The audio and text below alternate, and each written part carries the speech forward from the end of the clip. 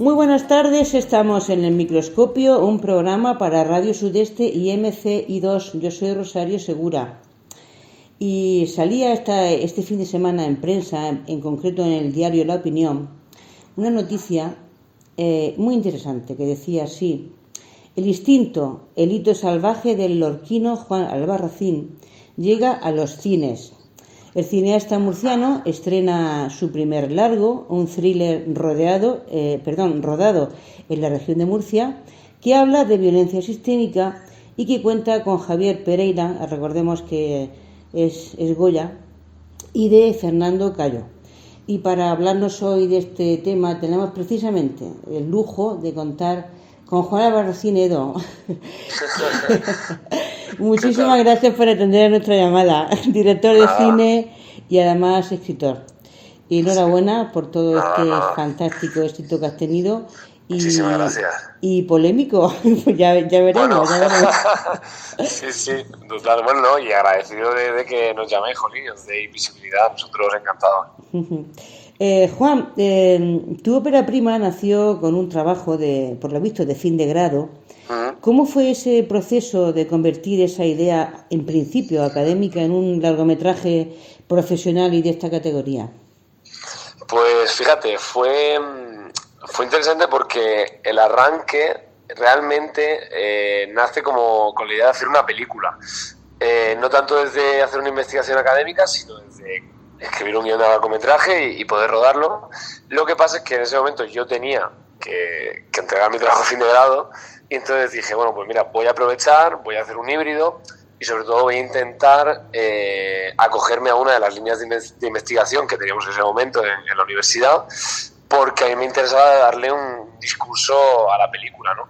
Entonces, precisamente, una de las líneas que tratamos era el tema de la representación de las dinámicas de género en el cine de género, nunca mejor dicho, y de las dinámicas de género pues hablamos de estas masculinidades, de la representación de la mujer en este tipo de películas, que justo viene a colación de esa polémica que tú decías que a veces sale, que ojalá saliera más, la verdad, porque, como digo, para nosotros fue un eje importantísimo, ¿no? Y parte de la columna vertebral de la película. Sí. Y el caso es que, bueno, conseguimos rodarla porque el proyecto cambió mucho a nivel de escala de producción, iba a ser una cosa pequeñísima, luego más grande, se ha quedado una cosa entre medias, pero bien, porque lo hemos podido hacer con toda la libertad creativa que hemos querido, que hemos podido tener, y ha sido, yo creo que una forma de empezar maravillosa en ese sentido.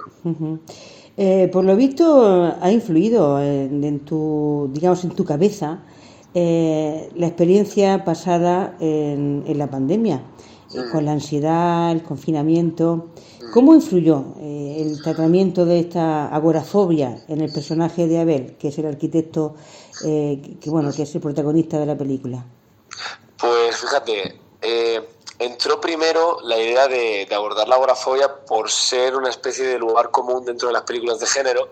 Es casi un subgénero dentro de los thrillers, ¿no? Y de muchas pelis de terror, que son las pelis de agorafóbicos. Lo que pasa es que, bueno, queríamos darle una vuelta precisamente para, bueno, reformular un poco y sobre todo intentar representar ese trastorno con más rigor, ¿no? De lo que sentíamos que se había representado muchas veces. Y yo investigando, pues de repente descubrí que conecté muchísimo con ese trastorno de ansiedad post-COVID que yo había sentido, y bueno, que quizá era una buena oportunidad para exorcizar un poco ahí demonios personales, ¿no? Y un poco también que fuese algo como de terapia, ¿no? Poder plasmar todo ese sentimiento de violencia social incluso que había en la calle, ¿no? Cuando el COVID, el toque de queda, en fin, todo esto toda esta paranoia inmensa en la que de forma más justificada a veces y otra quizá pues más injustificada y fruto del miedo, porque hubo de todo, y recordemos que también fue una pandemia terrible, ¿no? Pero bueno, que hubo ahí una cosa como de crisis social, ¿no? Que a mí me afectó mucho, y encontré pues eso en esta historia una forma de poder curar también, ¿no? Y aunque luego la peli pues vaya por otro lado, por supuesto. Sí, claro.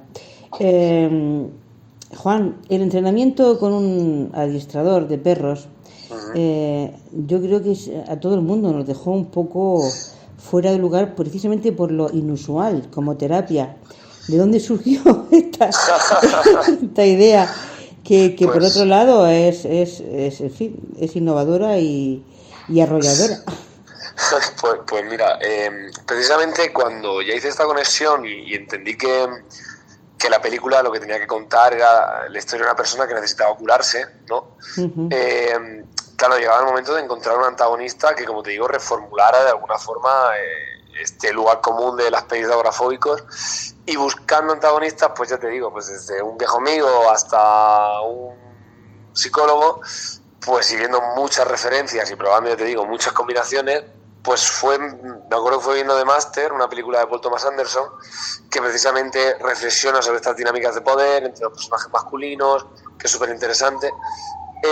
Y de repente pues me di cuenta de que había ahí una imagen muy potente en la que el personaje principal está tan dominado por el otro que se comporta como un perro, ¿no? Sí, Y esto sí. como que conectó con otras películas que me fascinan, como Foxcatcher de Bennett Miller, como Ventaja de bajar el tren de Aris Moreno, que es una peli española maravillosa y que aborda este tema de las dinámicas animales en una pareja. Pues de repente me apareció, ¿no?, la idea de decir, jolín, y si la persona que le trata precisamente por compartir el hecho de que el adiestramiento canino y las terapias para gente que tiene fobias son terapias cognitivo-conductuales, pues ¿por qué no conectarlo? Y de repente, oye, ¿por qué no? ¿Qué tal puede funcionar esto? Y como ya te digo, empezaron a juntarse otros mundos, el mundo animal, el mundo racional, el mundo intelectual con el mundo más instintivo, y fue como, vale, creemos que aquí hay una película, ¿no? Y que puede ser interesante contarlo. Sí, salió un buen cóctel. Total. Tuviste que hacer importantes cambios, por lo visto, de casting durante el desarrollo del proyecto. ¿Cómo afectaron estos cambios en la dinámica del rodaje? Bueno, fíjate, por suerte, todos estos cambios se produjeron durante la financiación y no tanto a la hora de rodar. Pero bueno, nos afectaban bastante en cuanto a que era una película muy pequeña, con productoras muy pequeñas, y tener gente conocida, ¿no?, y con experiencia y con legitimidad en la industria, de alguna forma nos daba a nosotros legitimidad también como proyecto. Entonces era importante cerrar un buen casting de buenos actores y que a ser posible fueran conocidos. Y claro, hubo un momento crítico porque solo teníamos a uno y se nos cayó. Y el proyecto parecía que se iba a estancar, parecía que no iba a salir, pero bueno, ya enseguida entró Javier Pereira. Bueno, poco después menuda puesta en escena, ¿eh?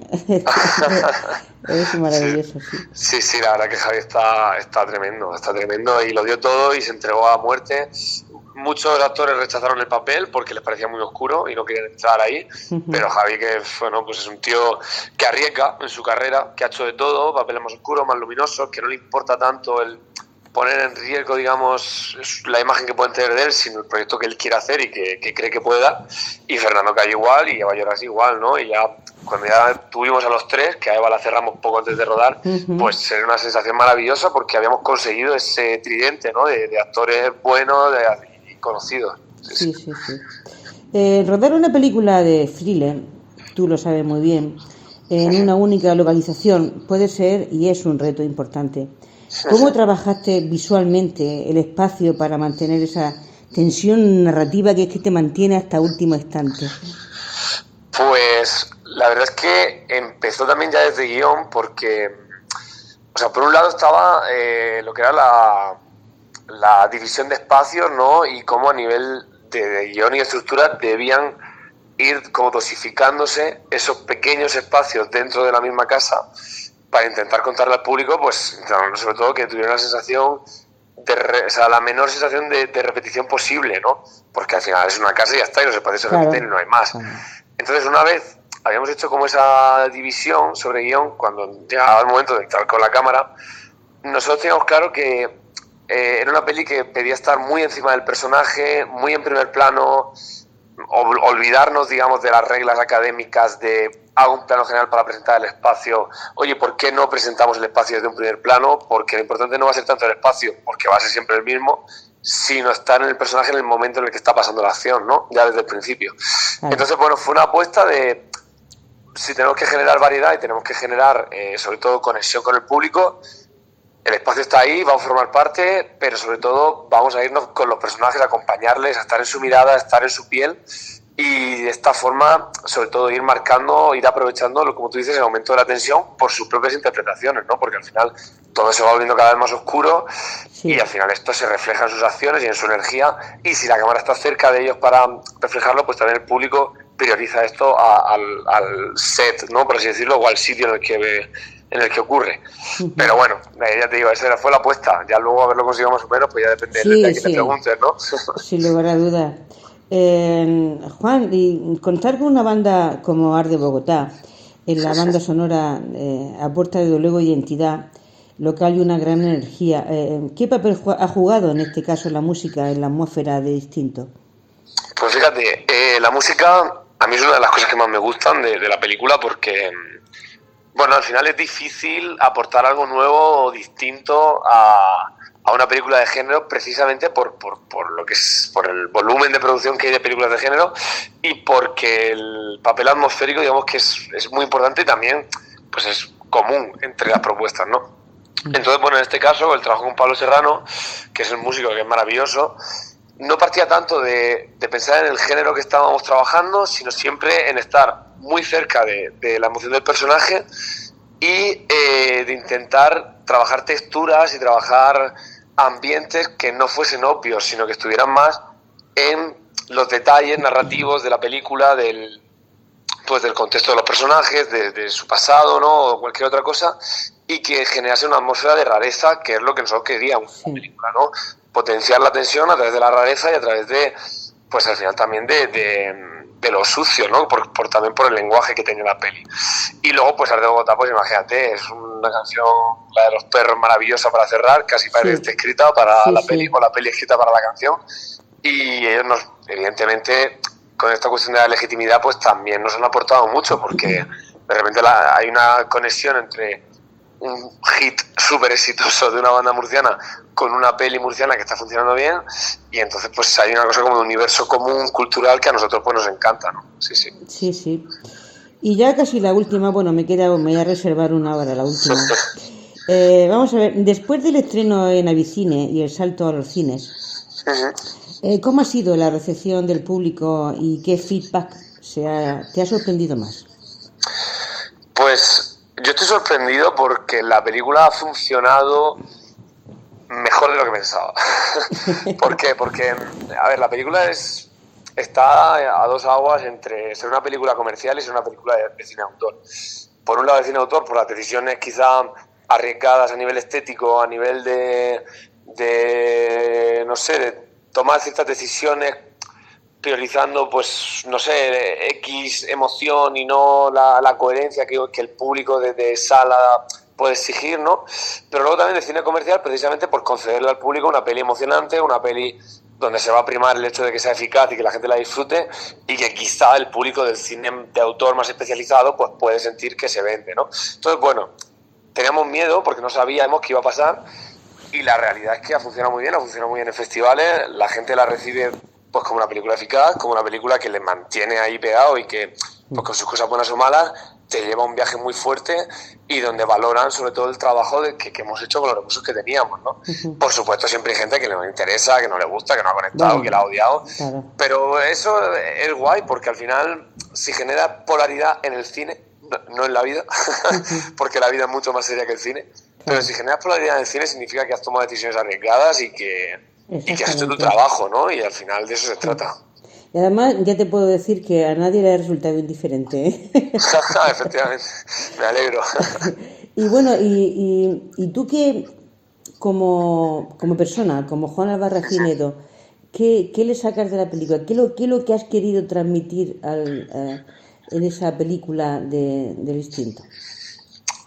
Pues la verdad es que ha sido un viaje, como ha sido tan largo, porque empezó en 2020, donde empecé a escribir el guión y ahora estamos estrenando, ¿no? Y claro, ese Juan que escribió ese guión pues tiene que ver con el de ahora, pero ha cambiado, ¿no? Y ve las cosas desde otro sitio.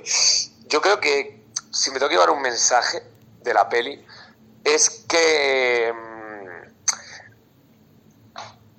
o sea, hay mucha violencia ahora mismo en el ambiente, en la calle, en la sociedad, ¿no? Y esa violencia siempre nos conecta con nuestra parte más animal y con nuestra parte de defensa y con nuestra parte que nos hace perder el control, ¿no? Y yo creo que hay que tener mesura. Yo creo que evidentemente no nos puede controlar el miedo. No podemos dejarnos hacer por el miedo y rendirnos a lo que nos digan, pero también hay que tener cuidado y hay que saber que lo que nos hace humanos es lo que pues nuestra capacidad de racionalizar, ¿no? y de convivir y hay que tener cuidado porque las cosas están tensas y tenemos que intentar sacarlo todo adelante entre todos, ¿no? Y si no, no hay otra forma de hacerlo. Hay una escena en la película que varias amigas de mi grupo de WhatsApp, que tengo en uno de ellos, que han censurado mucho y han de manera importante, ¿no? Algunas, otras no. Decían que ¿por qué la prostituta? Porque es que se ha ensañado con una pobre prostituta. Sí. Bueno, aquí entramos en el terreno del spoiler, por si alguien no la ha visto, que la puede pasar esta pregunta. Bueno, no, todas estas la han visto, pero desde luego, sin anunciarnos qué va a pasar al final, por supuesto. Sí. Pero bueno, hay una escena ahí muy crítica. ¿Qué nos tienes que decir de eso? A ver, al final, bueno, hay mucha gente, ¿no?, que me ha dicho, tú no tienes que justificar nada, la peli se justifica a sí misma. Yo no es que trate de justificar, sino que al final, como siento que la peli tiene un discurso, yo simplemente planteo cuál ha sido nuestro discurso como creadores, ¿no?, detrás de esas decisiones. Al final la peli es una peli que reflexiona sobre muchas cosas, pero en concreto sobre dinámicas masculinas tóxicas, violentas y nocivas. Muy bien. Y que en el caso del adiestrador habla de un hombre muy concreto que vive en nuestro país y que, bueno, pues tiene conductas y hace cosas que están a orden del día. Entonces, para nosotros, por un lado, está que el hecho de que es verdad que en el cine de género se aprovecha o se ha aprovechado mucho la figura de la mujer para generar un morbo y para generar como un sufrimiento en el público y que aprovechaba de alguna manera esa violencia, ¿no? Y nosotros precisamente lo que hemos querido es reflexionar, por un lado, sobre cómo se rodaba esa escena y cómo se rodaba ese momento, y nosotros creemos que estamos contentos porque hemos huido de lo que podría ser lo obvio, y por otro lado ser rigurosos con lo que el personaje haría. Porque claro, es que esa es la clave. Claro, ahora evidentemente vemos las películas desde un prisma social y desde un contexto social muy determinado, pero yo lo que quería es que dentro de 40 años, si alguien ve esta película, el contexto social habrá cambiado, se habrá transformado, veremos a ver cómo envejece, pero nosotros queríamos ser rigurosos con ese personaje, con las decisiones que tomaría ese personaje, y que esos hombres, si tuvieran que tomar esa decisión, tomarían seguro, que es ir a por personajes marginales, a por personajes vulnerables, bueno, personas marginales, personas vulnerables y de las que se pueden aprovechar y que no significan nada para ellos, ¿no? Entonces, bueno, dentro de esto es muy cuestionable, por supuesto, el haber tomado esta decisión o haber tomado otra, y ahí lo que cada espectador o espectadora piense es súper legítimo, y nosotros estamos encantadísimos de que la gente al final exprese su opinión, ¿no?, y su contrariedad en caso de que la haya, porque de eso se trata esto, de hacernos pensar, ¿no?, sobre cómo representar este tipo de conflictos, ¿no? Pues objetivo conseguido, Juan Álvarez Racinero, porque ya digo, es una película que yo recomiendo a todo el mundo porque te hace pensar y ver los modelos para mí machistas, desde luego, que hay en la sociedad, y que están representados en un personaje mezquino y asesino. Y eso se pone de relieve en la película, al margen de cualquier otra consideración. Pues Juan Álvarez Racinero, fantástico cineasta, que ha estrenado su ópera prima, bueno, en toda España, pero en concreto pues hemos tenido la suerte de contarlo aquí en Lorca, y aparte es también escritor, ha escrito varios libros también de gran éxito.